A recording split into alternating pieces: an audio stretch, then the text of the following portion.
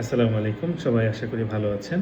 মধ্যপ্রাচ্যের ঘটে যাওয়া কিছু ঘটনা নিয়ে, কিছু নিউজ নিয়ে আমি এখন কিছু পর্যালোচনা করব।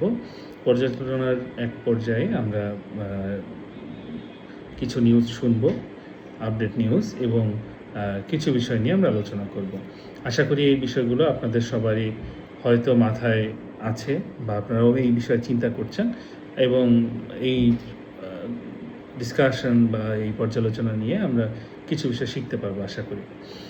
তো দেখি শুরুতেই আমার সামনে একটা নিউজ আছে, সেটা হলো যে আ আল জাজিরা তথ্য অনুযায়ী ইরান বলেছে যে স্থায়ীভাবে যুদ্ধ বন্ধ না করলে হরমুজ প্রণালী অথবা পারমাণবিক কর্মসূচি কোনো বিষয় নিয়ে কোনো চুক্তিতে ইরান বসবে না। দেখেন এই কথাটা কেন বলতে হয়েছে যে স্থায়ী যুদ্ধবিরতি আর অস্থায়ী যুদ্ধবিরতি কী? অস্থায়ী যুদ্ধবিরতির মধ্যেও আবার আ যুদ্ধ চলে, হ্যাঁ?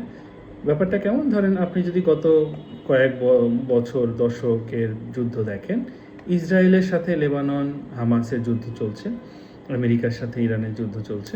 এই যুদ্ধগুলো অ্যাকচুয়ালি কীভাবে হয়? দেখেন যখন যুদ্ধ শুরু হয় সামহাউ যে কোনোভাবেই, পরবর্তীতে যুদ্ধ যখন সিজফায়ার হয়, সিজফায়ারের একটা সময় সিজফায়ার কিন্তু আসলে কে বলে? ইসরায়েল বলে বা আমেরিকা বলে। হামাস বা লেবানন কিন্তু সিজফায়ার কখনো চায় না এবং তারা চাইলেও সেটা মানবে না, এটাই স্বাভাবিক। তো সেখানে যখন ইসরায়েল বা আমেরিকা সিজফায়ার চায়, যখন সিজফায়ারে প্রতিপক্ষ রাজি হয়, তখন তার কিছুক্ষণ পরই আবার সেখানে হামলা করে। মাত্রা একটু কম। মানে আপনার আগে ১০০ মিসাইল মারতো, ১০০ বিমান হামলা করতো। এখন সেখানে ১০টা করেছে বা ৫টা করেছে। বাট হতো কিন্তু হতাহত হতো, শহীদ হচ্ছে, শিশু নারীদের হত্যা করা হচ্ছে। তাদের কাছে সিজফায়ার মানে হচ্ছে মাত্রা কমানো। অথচ ইন্টারন্যাশনালি সিজফায়ার মানে হচ্ছে যুদ্ধবিরতি। পুরো যুদ্ধ কিছুদিনের জন্য বন্ধ থাকবে। দেখুন এই যে অস্থায়ী এবং স্থায়ী যুদ্ধবিরতি, এটার মধ্যে কেন ইরান বলছে যে স্থায়ী যুদ্ধবিরতি? দেখেন এই যে অস্থায়ী যুদ্ধবিরতির যে বিষয়টা ট্রাম্প বলছে বারবার, আমেরিকার প্রেসিডেন্ট, এবং সে ইচ্ছা করলো যুদ্ধবিরতি বাড়াইলো, ইচ্ছে করে যুদ্ধবিরতি কমালো। এটা তার এন্ড থেকে সে মনে করে তার একক স্বাধীনতা, একই মানে সে গডের লেভেলে চলে গেছে, সে যা বলবে সেটাই সবাইকে মানতে হবে। তো এই জায়গাটা থেকে সে বিষয়টা বলছে, বাট ইরান যেটা বলছে যে তুমি কিছুদিন পর এখানে অস্থায়ী যুদ্ধবিরতি করবা, লেবাননে হামলা করবা, হামাস ফিলিস্তিনে হামলা করবা, ইরানে হামলা করবা, আবার একজনের সাথে চুক্তি করবা যুদ্ধবিরতি। এভাবে হবে না। পুরো মধ্যপ্রাচ্যেই যুদ্ধবিরতি কার্যকর থাকতে হবে এবং স্থায়ী যুদ্ধবিরতি হতে হবে।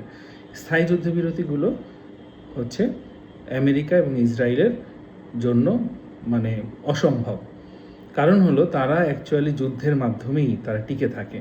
তারা ভয়ভীতির মাধ্যমে প্রতিপক্ষের উপরে তাদের প্রভাব, প্রতিপত্তি, ভীতি সঞ্চার করে তারা টিকে থাকে। কিন্তু যুদ্ধবিরতি স্থায়ী হয়ে গেলে তারা যদি কোনো বাধা কাউকে না দিতে পারে, তারা যদি কোনো হামলা কাউকে না করতে পারে, ভয় না দেখাতে পারে, তাহলে অ্যাকচুয়ালি তাদের প্রভাব যেটা একটা হাসান নাসরুল্লাহর কথা অনুযায়ী মাকড়সার জালের মতো যে প্রভাবটা সবার মনের ভিতরে তৈরি করে রেখেছে, মানুষ সেটাকে ভয় পায়। যারা ওয়েস্টার্ন কনসেপ্টে বিশ্বাসী তারা এই ভীতিটা চর্চা করার মাধ্যমে মানুষের মধ্যে তাদের একটা ভীতি চলে, এই জিনিসটা তারা কখনোই ভেঙে পড়তে দিতে চাইবে না।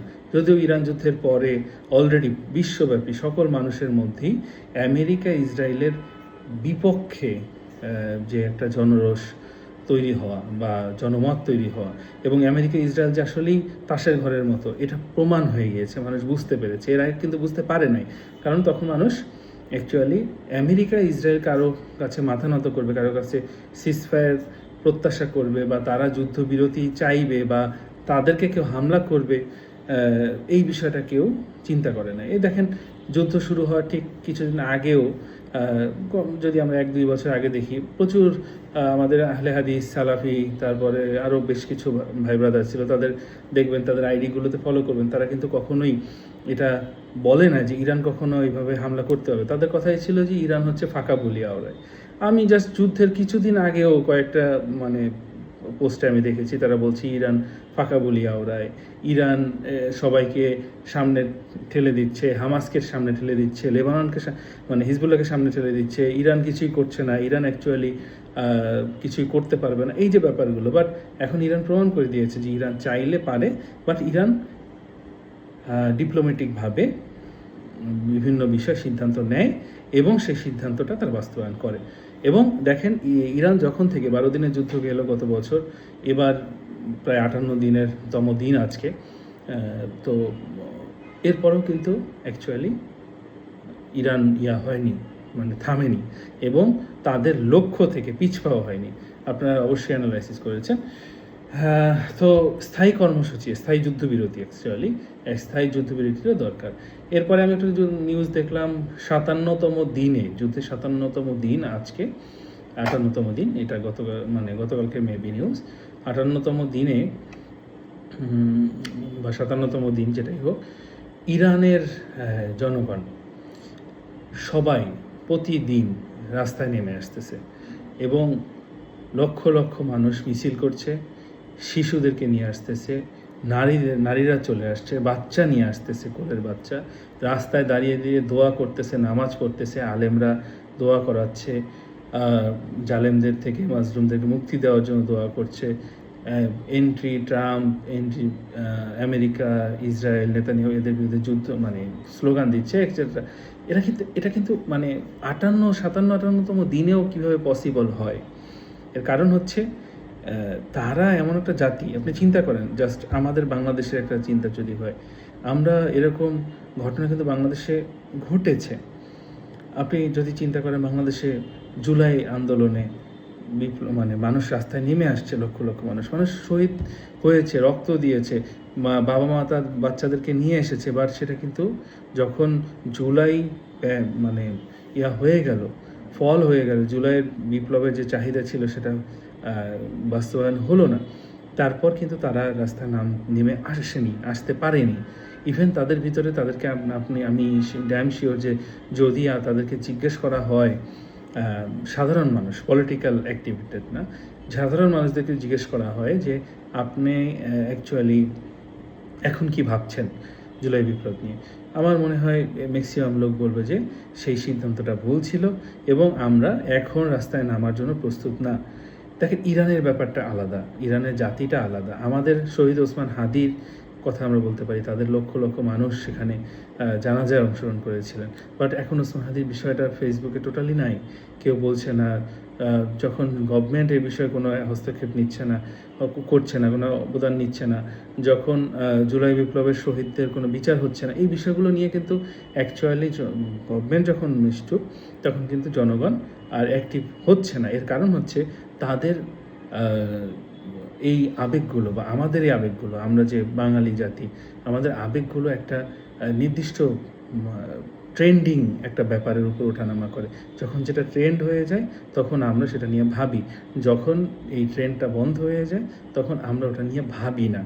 এটার কারণ হচ্ছে আমরা নিজের ব্রেনকে কন্ট্রোল করে বা আমরা নিজেরা চিন্তা করে এখন কি করা দরকার সেটা করতে ততটা পারি না যতটা ইরানি জাতি পারে। ইরানি জাতি আজকে আমেরিকা বিভিন্নভাবে তাদেরকে, ট্রাম্প নিজে অনেকভাবে তাদেরকে কনভিন্স করতে চাচ্ছে, রেজা পালভি, তার ছেলে মেবি কি নাম, সে এইভাবে করতে। তো যাই হোক, আমার কথা হলো এই যত কিছু হচ্ছে ইরানি জাতির উপর প্রভাব পড়ছে না, কারণ হচ্ছে তাদের জাতিগত সেন্সটা একটু আলাদা। এখন আমরা এই জিনিসটা হয়তো বুঝতে পারবো না বা আমি আপনাদেরকে ওইভাবে বুঝাইতেও পারবো না, কারণ আমারও একটা লিমিটেশন আছে, আপনাদেরও একটা লিমিটেশন আছে, আমরা পুরো জাতিগতভাবেই একটা লিমিটেশনে আছি। আমরা যাদের হয়ে 71-এ যুদ্ধ করেছি, সেই আবার স্বৈরশাসক হয়েছে, তার জন্য তাকে আবার হত্যা করা হয়েছে, যারা হত্যা করেছে তাদেরকে আমরা সাধুবাদ জানিয়েছি, আবার পরে জিয়াউর রহমান আসছে, তাকে হত্যা করা হয়েছে, শহীদ করা হয়েছে, তারপরে আবার স্বৈরশাসক আসছে। মানে আমাদের জাতি অ্যাকচুয়ালি ভিন্ন ধর্মের। আপনার চিন্তা করলে দেখবেন আমাদের এই জাতির আন্দোলন সংগ্রামের ইতিহাস আছে, বাট সেটা একটা প্যাটার্নে, কিন্তু ইরানি জাতির প্যাটার্নটা আলাদা। এই বিষয় নিয়ে আমরা পরে একদিন কথা বলবো। এখন আমরা নেক্সট আরেকটা প্রশ্নে আসি। দেখেন, এটাও ইরানি জাতির বা ইরানের একটা স্পেসিফিক একটা মানে জাতিগত গুণ আমি বলবো, সেটা হচ্ছে দেখেন পুতিনের সঙ্গে রাশিয়ার যখন ইরানের পররাষ্ট্রমন্ত্রী মিটিংয়ের জন্য গেলেন, গতকালকে গিয়েছেন, তখন তার বিমান মিরাজ বিমান, সেই বিমানে ইরানের পতাকার পাশে সেখানে হ্যাশট্যাগ দিয়ে লেখা হয়েছে মিনাব 168।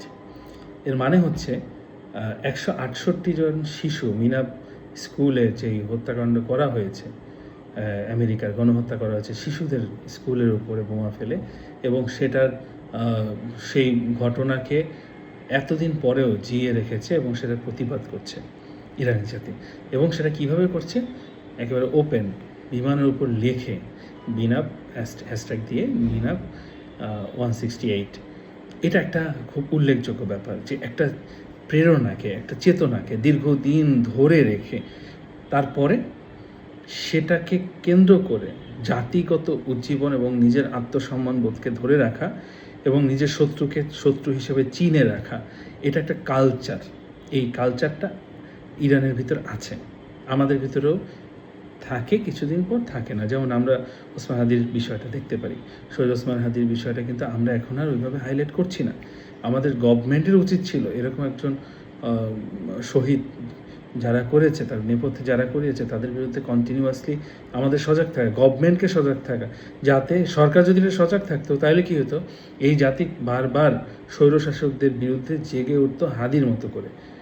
ঠিক আছে, জুলাইকে যদি মানে বারবার হাইলাইট করা হতো, জুলাইয়ের চেতনাকে হাইলাইট করা হতো, তাহলে মানুষ বারবার উজ্জীবিত হতো, তাদের ভিতরে এটা চর্চা হতো, শিশুদের ভিতরে চর্চা হতো, সবার ভিতরে চর্চা হতো যে না, আমরা এরকম একটা জাতি, আমরা এইভাবে করতে হবে।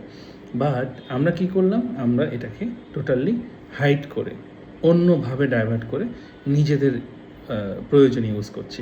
যাই হোক, এই নিউজটার পরে আরেকটা নিউজ একটু দেখি, সেটা হচ্ছে লেবাননের প্রতিরোধ বাহিনীর মহাসচিব নাঈম কাসেম বলেছেন, ইসরায়েলের শত্রুরা দখলকৃত ভূমির 1 ইঞ্চিও রাখতে পারবে না, জনগণ তাদের নিজ ভূমিতে ফিরে যাবে। এটাই তাদের আশা, এটাই তাদের টার্গেট, এটাই তাদের কাজ। এখন আমি অ্যাকচুয়ালি আমার সোশ্যাল মিডিয়ার একটু কথা বলে শেষ করব, অনেক টাইম হয়ে গেছে। সোশ্যাল মিডিয়ার বিষয় হচ্ছে, আমি অ্যাকচুয়ালি আমাকে কেন জানি সোশ্যাল মিডিয়া খুব বেশি সালাফি আহলে হাদিসদের কন্টেন্টগুলো বেশি দেখায়। এখন এটা দেখার কারণে মানে এখানে কী লেখা আছে দেখেন, ওরা কি বলে আমাদেরকে, আমি তাদেরকে ভাই বলবো যেহেতু তারা মুসলমান, যদিও তাদের কথায় আমরা বা আমরা যারা ইরানের পক্ষে কথা বলি সেখানে সবাই আছে। অ্যাকচুয়ালি আমি সেদিন দেখলাম একজন ভাই হচ্ছে আহলে হাদিস বা সালাফিদের ভিতরই, তিনি এই যে ইরানের যুদ্ধে আমেরিকার বিরুদ্ধে ইরান যুদ্ধ করছে এটার পক্ষে কথা বলতেন। পরবর্তীতে তাকে গতকালকে দেখলাম একজন ফেসবুক পোস্টে খুবই খারাপভাবে গালিগালাজ করে তাকে অপমান করতেছে ছবি দিয়ে। দেখেন, তাদেরই লোকে, তাদেরই নিজেদের এক ভাই ছিল, সে জাস্ট তার চিন্তাভাবনা একটু পরিবর্তন আসার কারণে তাকে এমনভাবে লাঞ্ছিত করা হচ্ছে, যেটা একটা ব্যাড কালচার, যেটা একটা মানে এটা যদি অ্যাকচুয়ালি কেউ কোনো গ্রুপের ভিতরে বা দলের ভিতরে থাকে, সেই দলটা অ্যাকচুয়ালি টিকে থাকতে পারে না এবং সেটার মানুষের কোনো উপকারে আসে না, মানবতার উপকারে আসে না। ইসলামে তো নাই, ইসলাম তো এটা ইসলামে তো বলাই আছে যে যে কি একটা হাদিস আছে, ঠিক খেয়াল নাই, প্রথম শব্দটা খেয়াল নাই, যে মূর্খ ব্যক্তির মেবি এরকম, মূর্খ ব্যক্তির শেষ অস্ত্র হচ্ছে গালাগাল। যে ব্যক্তি গালাগাল দিবে সে তো অ্যাকচুয়ালি মূর্খ, সে তো গালাগাল তখন দেয় যখন সে আর কিছু বলতে পারছে না, সে আর কিছু করতে পারছে না, ঠিক না? এটা হাদিসের কথা। তো আমার কথা হচ্ছে যে এই যে ব্যক্তি যারা নিজেদের ভাইদেরকে, যারা গতকাল পর্যন্ত নিজের পাশে বসে মোলাকাত করছে, হেসে কথা বলছে, আজকে সে জাস্ট কিছু চিন্তাভাবনা চেঞ্জ হয়েছে, আমি তাকে তার পাশে গিয়ে বসবো, জিজ্ঞেস করবো, ভাই কি হয়েছে আপনার, এই চিন্তার তো এই ভুল দিক আছে, আপনি তুলে ধরবেন, দলিল প্রমাণ দিবেন। দেন আপনি যেহেতু তার সাথে দীর্ঘদিন ছিলেন, আপনি জানেন তার মেন্টালিটি কেমন, আপনি চেষ্টা করবেন তাকে। তারপরে যদি সে ফিরে না আসে, আসলে তো আলহামদুলিল্লাহ, না আসে, সে যদি আবারও সালাফিদের যে কঠোর নীতি, সেই কঠোর নীতিতে ফিরে আসে ভালো, যদি না আসে তাহলে আপনি তাকে আল্লাহর উপর ছেড়ে দিবেন, তার জন্য দোয়া করবেন। আপনাকে গালাগাল কেন করবেন? এই যে টেন্ডেন্সিটা, এই যে চিন্তাভাবনা, এই সাইকোলজিটাই খুব খারাপ টাইপ। আপনি বুঝতে পারছেন, মানে আমি, আপনারা যারা আমার ভিডিও দেখছেন তারা তো বুঝতে পারছেন ইটস আ কমন সাইকোলজিটা কত খারাপ। তো হ্যাঁ, আমি যে পয়েন্টে আসতে চাচ্ছি, এই সালাফি ভাইয়েরা এইরকম চিন্তাভাবনা করে।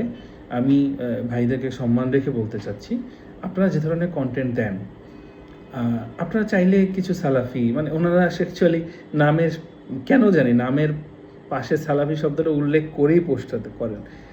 আগের নাম ছিল আব্দুর রহমান, এখন লিখবে আব্দুর রহমান সালাফি, বা মশিউর রহমান, মশিউর রহমান সালাফি, বা সালাফি মশিউর, এরকম কেমন যেন। আসলে সালাফি শব্দটাকে তারা ব্র্যান্ড করতে চাচ্ছে, এটা হচ্ছে একটা মানে স্পষ্ট ব্যাপার। সালাফি শব্দটা ব্র্যান্ড করার মধ্যে কোনো ভালো কারণ আছে বলে আমি মনে করি না।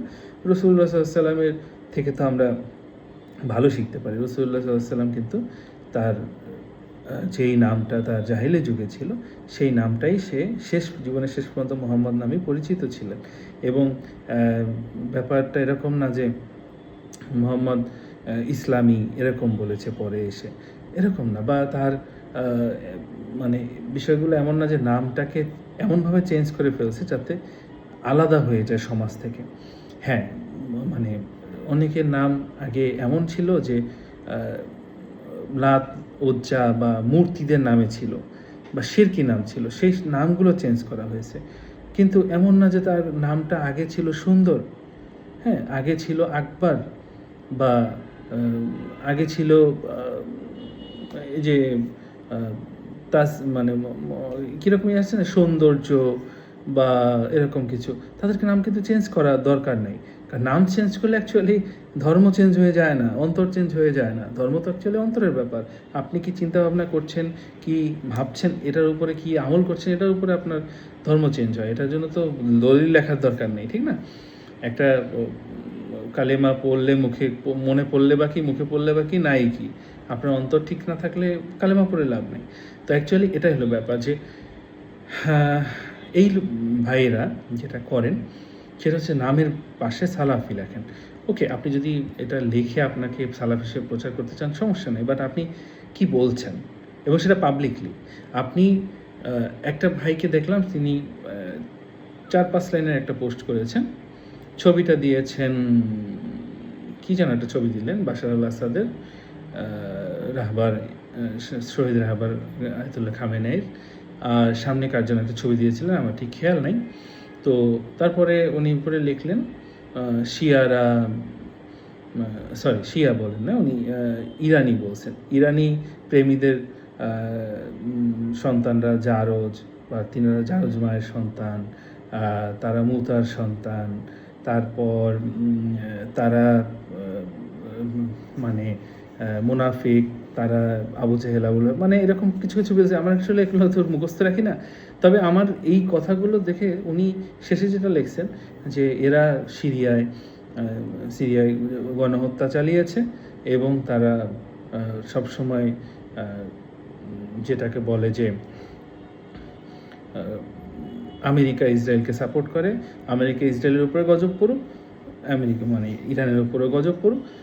আচ্ছা, আমার কথা হলো এইখানে একটা বিষয় আমার বেশ কিছু, মানে আমি যদি এখানে বসি 20-25টা পয়েন্ট আমি কথা বলতে পারি সালাফিদের বিভিন্ন বিষয় নিয়ে, ইনশাল্লাহ বলবো। বাট আমার এখন যে বিষয়টা, আমি জাস্ট 2 মিনিটের মধ্যে শেষ করি, প্রায় 20 মিনিট হয়ে গেছে। সেটা হলো, ভাই আপনি ইসলামের কোন মানে লজিকে বা কোন হাদিস, দলিল, কিসের ভিত্তিতে একজন ব্যক্তি যে মুসলমান হিসেবে নিজেকে দাবি করে, যে নামাজ আদায় করে, যে কোরবানি দেয়, জাকাত দেয়, হজ করে, যদিও ইরানিরা হজ করতে গেলে তাদের রিস্ক আছে, তাদের আলেমরা হয়তো সবাই হজ করতে পারে না, বাট প্রচুর ইরানি আলেমরা বা ইরানি জনগণ প্রচুর হজ করতে যাচ্ছে, এরকম প্রচুর ঘর। আমার আশেপাশেরই অনেক ইরানি আলেম আছে যারা হজ করতে যান, উমরা করতে যান। তো আমার কথা হচ্ছে, এই ব্যক্তিদেরকে আপনি কিভাবে মুনাফিক বলেন? কোন সভ্যতা, কোন মানে কোন যুক্তিতে বা কোন দলিলের ভিত্তিতে, কোন আইনের ভিত্তিতে আপনি একজন মানুষকে জারজ বলতে পারেন, গালাগালি করতে পারেন? এটা আপনাকে এই রাইটটা কে দিয়েছে? রাসূলুল্লাহ সাল্লাল্লাহু আলাইহি ওয়াসাল্লামের পাশে সাথে মুনাফিকরা ছিল, একেবারে সাথে মুনাফিকরা ছিল এবং তারা তার পাশে ঘোরাঘুরি করতো, যুদ্ধের সময় গিয়ে তার সাথে ঝামেলা করতো। কই রাসূলুল্লাহ সাল্লাল্লাহু আলাইহি ওয়াসাল্লাম তো তাকে একদিন গালি দিয়েছেন, এরকম কোনো ঘটনা নাই। তাকে ইন্ডিকেট করে কখনো তাকে হেয় করেছেন সামাজিকভাবে, তারও কোনো ঘটনা আছে? একজন মুনাফিক, প্রকাশ্য মুনাফিক, তাকে সামনাসামনি বসে হেয় করছে, কাউকে বলছে সে মুনাফিক, এইটুকুও কি বলছে রাসূলুল্লাহ সাল্লাল্লাহু আলাইহি ওয়াসাল্লাম? বলেন নাই। এটা ইসলামের সৌন্দর্য না যে আপনি একজন ব্যক্তিকে, সে যতক্ষণ পর্যন্ত সে প্রকাশ্যে আপনাকে বলছে না যে আমি অ্যান্টি মুসলিম, তাকে আপনি সবার সামনে অপমানিত করবেন। সে যদি বলেও যে আমি ইসলামে নাই, ওকে আলহামদুলিল্লাহ, আসেন একসাথে খাই, ওকে ফাইন, আপনি ইসলামী নাই, আপনি ইসলামের মজলিসে তো আপনার দরকার নেই, আপনি তাহলে বাসায় যান, আপনার সিকিউরিটির ব্যবস্থা আমরা করব। এটাই ইসলামের সৌন্দর্য, যে অন্য ধর্মের ব্যক্তি, অন্য মতের ব্যক্তিকে আমরা সম্মান করব, এটাই তো ইসলামের সৌন্দর্য। আপনি কি চর্চা করছেন একটু ভেবে দেখবেন। আর আপনাদের যে কথাবার্তা, আপনাদের যে চিন্তা ভাবনা, আমি জাস্ট একটা পয়েন্ট একটা কথা বলবো, 2 মিনিট শেষ হয়ে গেছে। সেটা হলো, এই ব্যক্তিদের পোস্ট দেখে স্বাভাবিকভাবে আমারও মাঝে মধ্যে খুব মন খারাপ হয়, মেজাজ খারাপ হয়। কারণ কি, যখন আপনার সামনে বসে কেউ বলবে যে ভাই আজকে সূর্যটা পশ্চিম দিকে উঠেছে, যখন আপনি সকালবেলা আপনি পূর্ব দিকে সূর্য উঠতে নিজের চোখে দেখেছেন, সেখানে আপনাকে কেউ যদি সূর্য পশ্চিম দিকে উঠেছে বলে বারবার আপনাকে বিভিন্নভাবেই আপনাকে বলে যে আপনি অন্ধ, আপনি দেখতে পাচ্ছেন না, আপনার চোখের উপরে ছানি পড়ছে, হ্যান ত্যান, আপনাকে গালিগালাজ করবে, তখন অ্যাকচুয়ালি মন খারাপ করবে। মানে আশেপাশে কেউ থাকলে তারও মন খারাপ হবে, ঠিক না? মানে স্বাভাবিক কিন্তু এটা, যে আপনি একটা মানুষকে মিথ্যা অভিযোগ দিচ্ছেন, যেটা অ্যাকচুয়ালি আপনি কোনো প্রমাণ করে দিচ্ছেন না, জাস্ট আপনি একটা কথা বলে বানিয়ে আপনি তার উপরে চাপিয়ে সেটার উপরে প্রেশার ক্রিয়েট করে তাকে বোঝাতে চাচ্ছেন যে আপনি যেটা বলছেন সেটাই রাইট, আর ওই ব্যক্তি যেটা বলছে সেটা ভুল, যেখানে আপনি উপস্থিত সবাই জানে যেটা ভুল না, এটাই ঠিক, আপনি ভুল। তো এই ক্ষেত্রে ওই ব্যক্তিকে মানুষ সামাজিকভাবে বয়কট করে। তো এনাদের ক্ষেত্রেও এই সেম বিষয়টাই হয়েছে। কি হয়েছে? ওনারা যে কথাগুলো বলছেন তার কোনো প্রমাণ, যুক্তি, তার কোনো বিষয় এটা তারা দিচ্ছেন না। আমি যা দেখছি ওনাদের কথার ভিতরে, ওনারা বেশ কিছু শোনা জানা ট্রেডিশনাল বা কিছু জাস্ট প্রচার করা কথা বা শোনা কথাকে হাইলাইট করে সেটার ভিত্তিতে সে একজনকে করছে। ব্যাপারটা এরকম যে গ্রামে একজনকে চোর বলছে বা একজনকে পুলিশ ধরছে, তো পুলিশ ধরার পরে যেহেতু সে পুলিশ ধরছে সেহেতু সে চোর, অথবা সে যদি তাকে রাস্তাঘাটে আপনি অপমান করতেছেন, অনেক লোক কিন্তু আছে রাস্তাঘাটে বসে, হ্যাঁ তুই চুরিটা না করলেই পারতি, কে ভাই কি বলে উনি কী করছে, হ্যাঁ হয়তো পুলিশে ধরছিল, চুরি করছিল, ভাই পুলিশে ধরছে, সে তো চুরি প্রমাণ হয় না, ছেড়ে দিছে। আরে শুধু শুধু কি পুলিশে ধরে নাকি? ব্যাপারটা বুঝছেন? ব্যাপারটা এরকম, ওনার কথাগুলো এরকম যে আমি কিছু শোনা কথা শুনছি, অতএব এটার উপর ভিত্তি করে আমি যাকে ইচ্ছা যেরকম ইচ্ছা গালিগালাজ করতেছি, অভিযোগ দিতেছি। আপনি দলিল প্রমাণ নিয়ে আসেন। আবার কিছু কিছু ভিডিও নিয়ে আসতেছে, ভিডিওর কিছু ফুটেজ নিয়ে আসতেছে, যেখানে এমনও ফুটেজ আছে যে ফুটেজটা অ্যাকচুয়ালি যারা ইরানের মিত্র, হামাস, লেবানন বা বিভিন্ন জায়গায় যখন তাদের উপরে হামলা করা হয়েছে, এই ফুটেজগুলোকে ইউজ করে তারা বলতেছে যে এটা অ্যাকচুয়ালি সিরিয়ায় হয়েছে। ঠিক আছে? আইএস কিছু কাজ করছে, আইএস কিছু গণহত্যা করছে, সেগুলোকে ইরান করছে, বা সিরিয়ায় ইরান গণহত্যা চালাইছে, বা বাশার আল আসাদ চালাইছে, বাশার আল আসাদকে যেহেতু ইরান সমর্থন দিছে, ইরান করছে। এই ধরনের কিছু অবান্তর যুক্তি, মানে বিষয়টা জাস্ট সামনে একটু নিয়ে এসে তারপরে যা ইচ্ছা বলতে থাকে।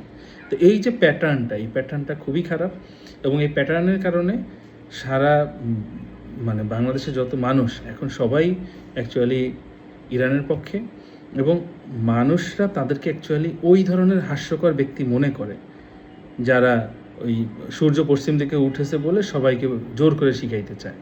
আসলে সবাই জানে এটা পূর্ব দিকে বসেছে, তখন ওই ব্যক্তি যতটা হাস্যকর হয়, ঠিক তেমন হাস্যকরই ওই ব্যক্তিরা হচ্ছে। দেখুন তাদের কমেন্টসগুলোতে পড়ে দেখবেন যে কী পরিমাণ তাদেরকে মানুষ ইগনোর করছে, কী পরিমাণ তাদেরকে হাস্যকর করতেছে, কিন্তু তাদের কিন্তু এই বিষয় না, কারণ তারা অ্যাকচুয়ালি ওয়ান কাইন্ড অফ মানে সাইকোপ্যাথ। তো তো যাই হোক, অনেক কথা বললাম, ভুল ত্রুটি হলে ক্ষমা করে দিবেন।